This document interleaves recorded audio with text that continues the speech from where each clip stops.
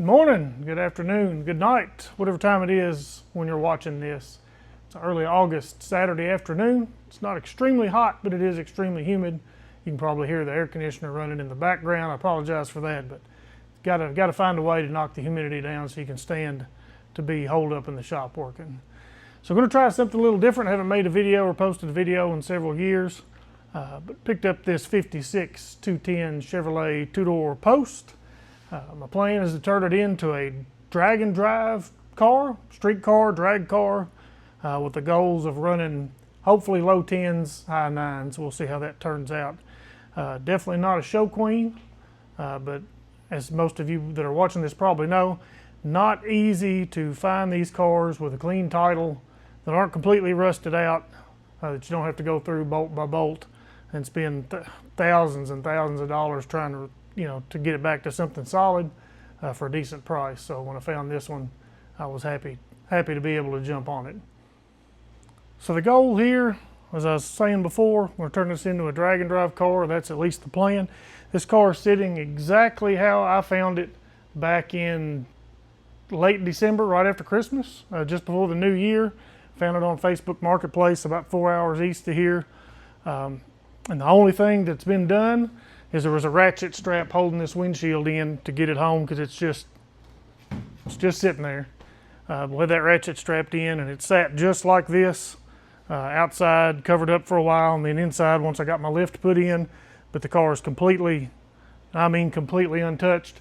I want to show you around a little bit, show you everything. The trunk is full of who knows what. I've not even been through it. There's a random set of interior in this car that's just thrown in there. I don't know what that is.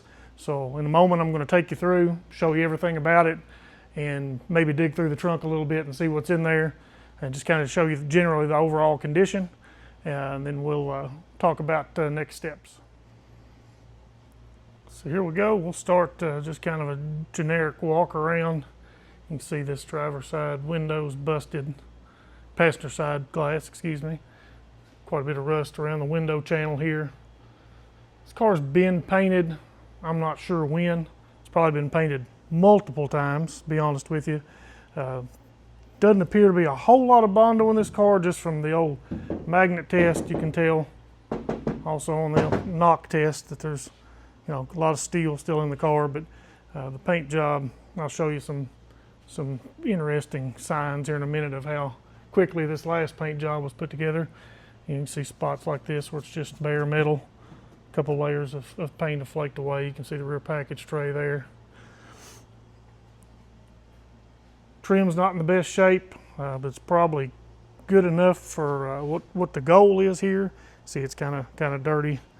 Got misted on a couple times when I had it sitting outside a few days ago. Bumpers aren't in the best shape, but once again, it's probably going to fit the overall look. Need some parts and pieces here and there, as far as lenses, lights, things of that nature. Same over here. More of that rust here and here. Quarter windows are in pretty good shape. They should clean up unless they're scratched beyond buffing out, but I think they're going to be all right. You can see some bubbles here and there. Places like this, you can see the Bondo here's chipping, trying to pull away.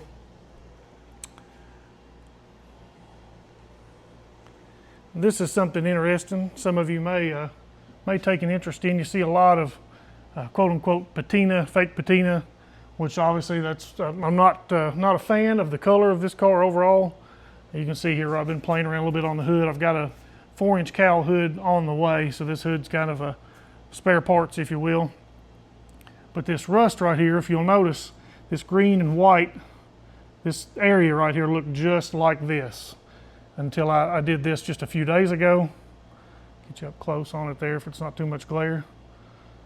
Let me go over here to the bench and I'll show you this product. I know a lot of people try different homemade products, but I stumbled across this. It's actually a Rust-Oleum product called Metal Effects Rust. It's a little pricey. As you see, you don't get a whole lot. 2-ounce bottles of the primer, the iron, which is it's got some paint in it with some iron metal flakes in it, And then this rust activator, I haven't looked into it. It's probably a vinegar or something of that nature when it comes down to it. It doesn't have that smell, but it instantly, it takes a little time to go through the first 2 steps, and then when you start spraying it, it instantly starts flashing the rust. And you can do it pretty cheap other than getting the kit. I just got a pack of these dollar store. I think it was $5 for this whole bag of brushes, and I've probably used 4 or 5 of them. Concerned me a little bit because they were a little stiff. And when I first did it, you could see all the brush strokes in it. Of course, this is just not a throwaway piece, but you can always sand it off and start over. But I wanted to attempt it on a piece that I wasn't actually using on the car for now. And after about 2 days of that sitting, those brush strokes, you can't tell it ever had any. So plan is to use that product after I paint the car the colors I want it to be, and try to, it doesn't look like rust that was just painted on there. I mean, it's real surface rust. And then we'll go with a matte kind of clear over the car to seal that rust in and keep it from running all over the good areas that we want to keep in good shape. So bumper appears to be bent. It is bent up, but otherwise it's pretty straight. It's been up from where I winched it on the car when I bought it. It was sitting on 2 flats and sitting almost on the ground, and it was cold and icy. I was told it was a runner, which I didn't really care because I'm not using the engine that's in it. But as you'll see here, it's got a small block of unknown origin in it. Seller didn't know a whole lot about it. It's got some decent parts on it, it looks like. Like I said, I haven't been any further than what you're seeing right now as far as just raising the hood. I've not even hooked up a battery cable on this thing to see if it turns over. The transmission is stuck in gear, was stuck in gear when we tried to winch it, so we had to sit in the car. Luckily the clutch is free. We were able to hold the clutch in, winch it up.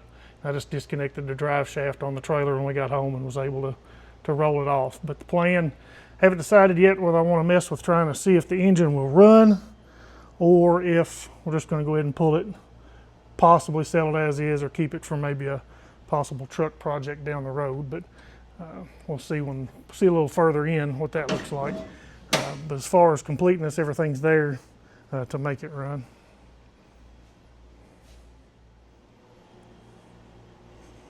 Give you a little tour of the interior here. As you can see, there's no door panels, no door cards. Somebody's just kind of tossed this carpet in here. But underneath, doesn't look terrible. Like I said, I've not pulled everything out. It looks like the floors have been done, a varying degree of quality, but the floors have been done at some point in time. Rockers look pretty good. Of course, it is a 3-pedal car. Got a 4-speed Muncie in it. Like I said, it does, at the current time, it appears to be stuck in gear. I don't think it's any big deal, but it'll be coming out, so I'm not worried about it. Your dash is very, very basic. So I had some holes drilled in it for some switches or gauges and whatnot. Non-AC car, which is fine. We'll get the wing windows redone, and that'll be our air conditioner. Same thing on the other side as far as the door panels are concerned. Like I said, this interior is just sitting here. Got a console, pretty nice console, made for a manual car. Got some gauges in it. One of those. Temp gauge is pretty well shot. And this back seat, I'm not sure what these came out of, but it does fit rather well. This car's probably not going to wind up with a back seat in it. When all said and done, it'll have a 850 certified roll cage, but I would like to go through the package tray with that and not through the back seat area. So there is potential to retain a back seat, but we'll cross that bridge when we get to it. Give me just a second and I will open up the trunk and take you for a look in there. Let's get a trunk key, certified trunk key. Missing the tumbler here for the trunk. Trying to find it kind of blindly here. I believe we got it. And here is the trunk. So right now, obviously I can't show you the condition of the trunk pan. It is in it, a lot of dirt, debris in here. There are some trim pieces. Some of those trim pieces I said I'd need maybe in here from the looks of it. I'm not gonna go rifling through it. There's an extra radiator. I assume the one that came out of this one, because the one that's in here looks better than that one does. Lots of miscellaneous trim pieces of different sizes. You can see the back seat in that area, couple tires and wheels, door handles, hood latch. Won't really know what's in here until we get into it. I need to clean my storage area out, or at least reorganize it where I can get some parts and pieces sorted out and put away. Still got, I'm not sure if that's original. I highly doubt that's original material right there. It feels kind of like a bubble wrap type material. We've got that in all the corners of the trunk. Trunk lid itself looks pretty good. Like I said, several repaints. I'm not sure about the yellow. See the yellow in different places. This car was obviously not yellow from the factory. I've got the paint code and I've already since forgot. I know India Ivory was the top, but I'm forgetting what the lower half was. Doors, surprisingly, open and close pretty well. Obviously, driver's side door opens and closes well. Take you around the passenger. Pretty much the same. It does have a little bit, if you look close, it's got a little bit of sag in it when you open it, but closes just fine, solid. You can see nothing much was removed. See all the seals around the windows have that current paint. Looks like maybe they used a yellow primer. I guess that's where that yellow came from. Anywhere there could be overspray, there's that overspray. So it was shot pretty quick. Here's the interiors of the doors, not in bad shape. Same thing with the rockers over here. They look pretty good. I'll raise this thing up and give you a shot at the underside here in just a minute. Here we are under the car. You see the spare tire well there, a lot of gunk under there, fuel tank. Frame looks pretty good. Overall, you'll see the exhaust is tied up there with zip ties and wire just to get it off the ground. Where it was digging in the ground, we were trying to load it on the trailer.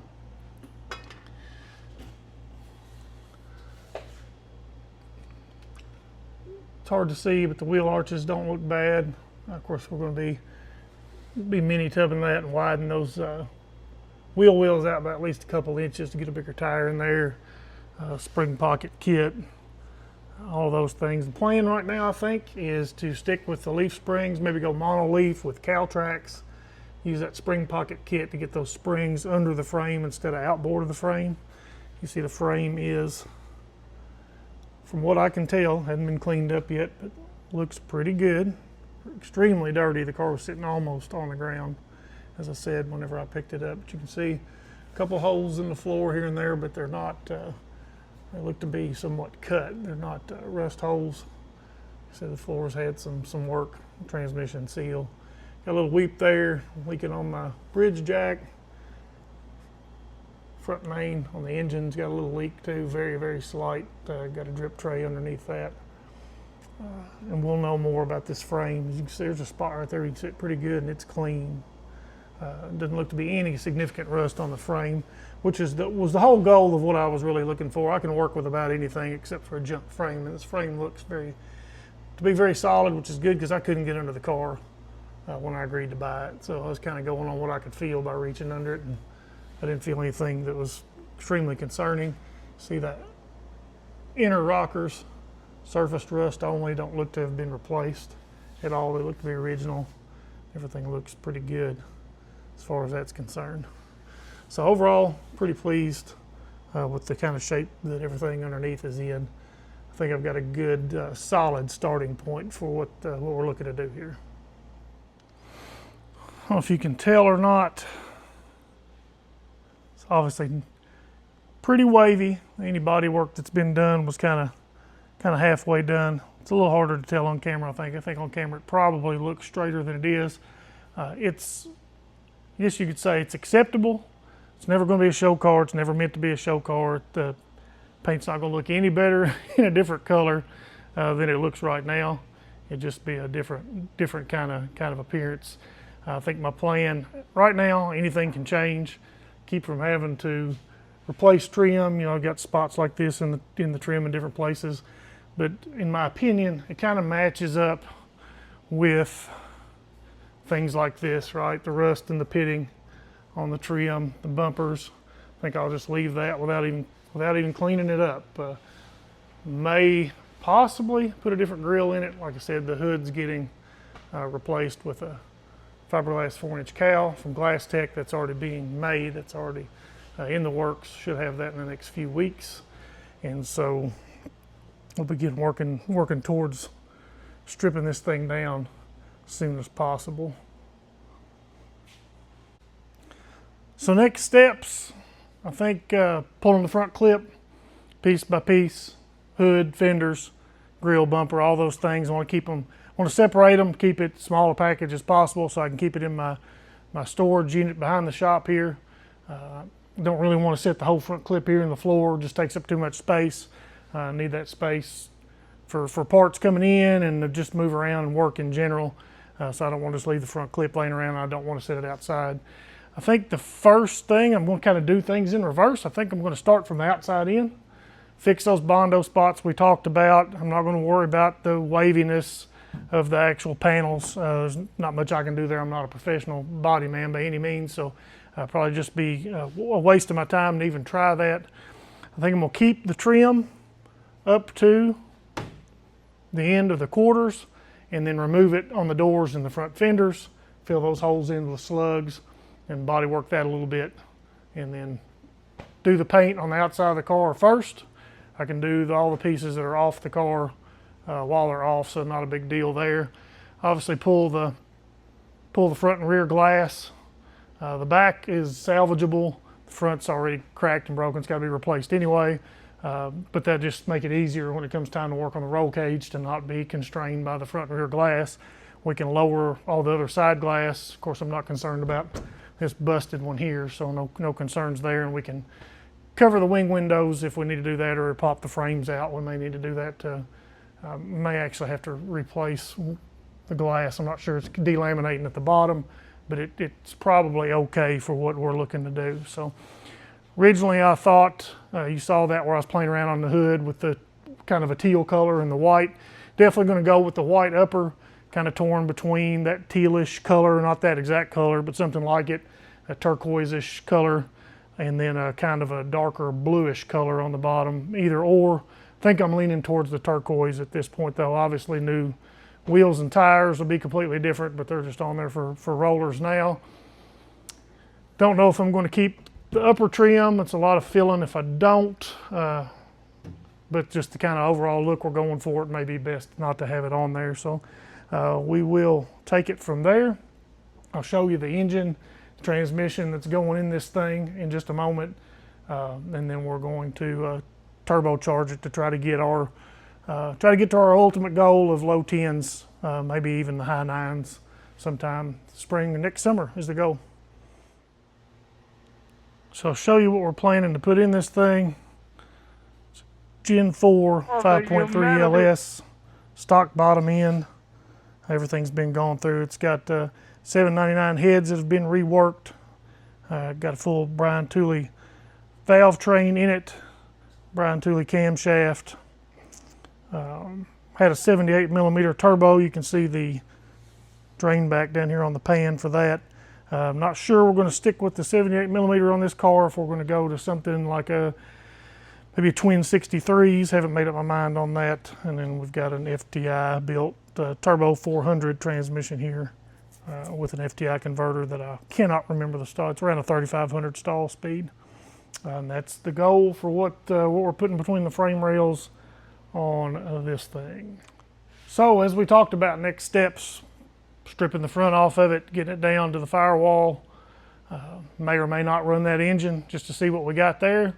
And of course, right after that, engine transmission will come out and we'll start pulling the glass that's no good or that we need to take out for welding purposes once we get to that point.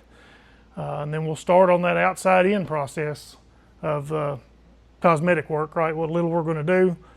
It's just going to be a solid classic street car. Don't want anything that I'm going to be nervous about. Somebody leaning against, scratching, door ding, any of those things.